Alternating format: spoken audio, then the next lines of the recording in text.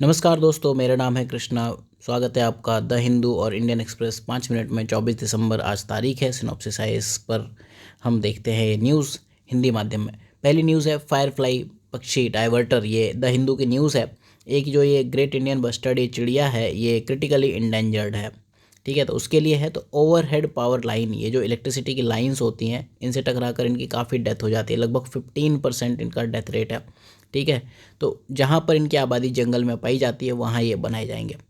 और ये करेगा कौन? पर्यावरण, जो ये पर्यावरण मंत्रालय है, मिनिस्ट्री ऑफ एनवायरनमेंट, मतलब ये इंग्लिश इसकी यही लिखी हुई है, और वन्यजीव संरक्षण society, wild life conservation society of India, ये दोनों मिलकर करेंगे। इंपॉर्टेंट न्यूज़ ये है प्रीलिम्स के लिए, नोट दिस। तो ग्रेट इंडियन बस्टर्ड क्या है?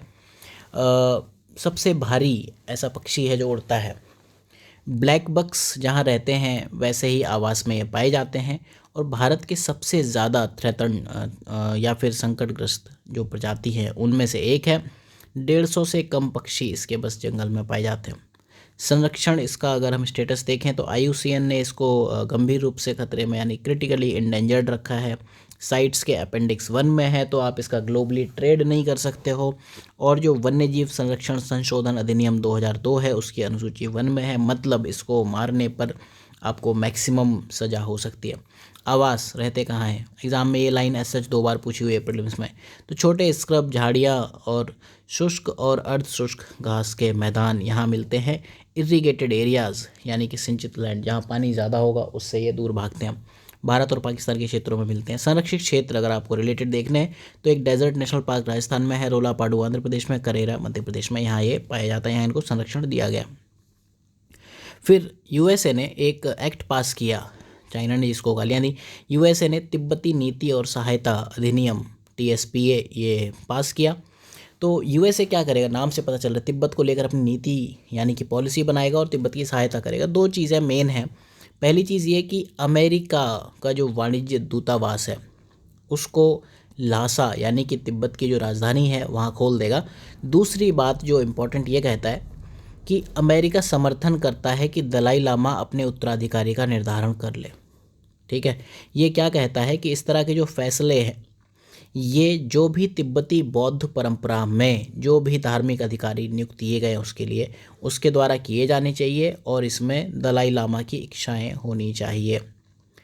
तो हुआ क्या था, एक बार 1995 में एक बार दलाई लामा जो उस टाइम पे थे, उन्होंने, दलाई लामा किसी आदमी का नाम नहीं है, तिब्बत की जो हाईएस्ट रिलीजियस अथॉरिटी है उनकी पोस्ट को कहा जाता है। जैसे आप अपने यहाँ मौलवी या पंडित जी कहते हो, उसी तरह वो दलाई लामा कहते हैं, राइट।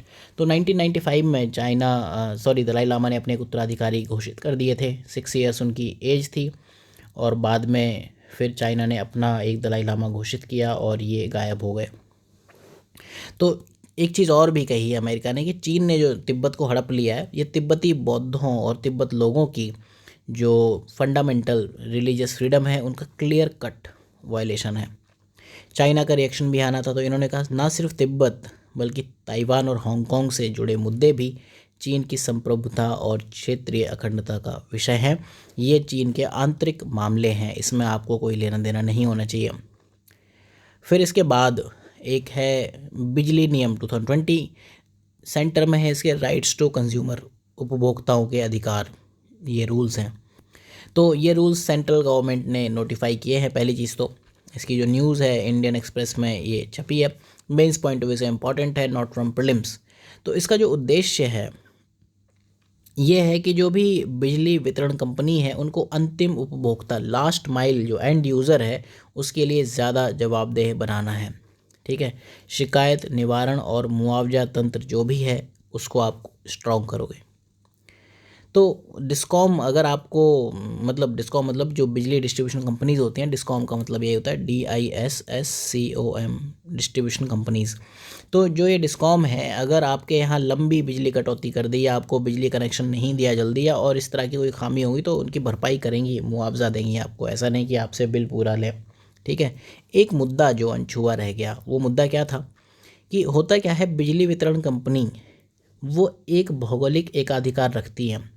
मतलब क्या है इस भौगोलिक एकाधिकार का मतलब? सपोज़ ये एरिया है इस एरिया को अगर आपने इतने पार्ट्स में बांट दिया, और यहाँ चाहे वो सार्वजनिक हो या प्राइवेट हो उससे फ़र्क नहीं पड़ता, अगर यहाँ एक कंपनी है तो यहाँ दूसरी, यहाँ तीसरी, यहाँ चौथी या पाँचवीं छठी, एक जगह पे दो कंपनी सर्विस नहीं दे सकते। ऐसा नहीं हो सकता कि जो ये एरिया है यहाँ कंपनी नंबर 1 और कंपनी नंबर 5 भी सर्विस दे दे।